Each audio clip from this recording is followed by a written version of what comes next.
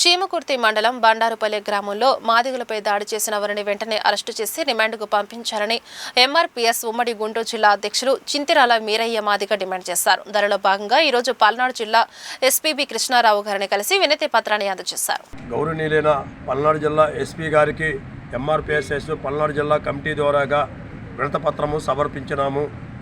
ఈ వినతిపత్రం యొక్క ముఖ్య ఉద్దేశము ఈ నెల 3వ తారీఖున ప్రకాశం డిస్టిక్కు చీమకుర్తి మండలం బండారుపల్లి గ్రామంలో మాదిగలపై జరిగిన దాడిని ఖండిస్తూ దానిలో భాగంగా గౌరవనీయులైన పల్నాడు జిల్లా ఎస్పీ గారికి ఈరోజు వినతిపత్రం ఇవ్వడం జరిగినది.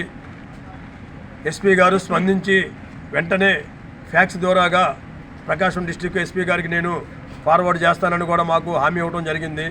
గౌరవనీయులైన జిల్లా ఎస్పీ గారికి ఎంఆర్పీఎస్ తరపున ఉద్యమ నమస్కారాలు.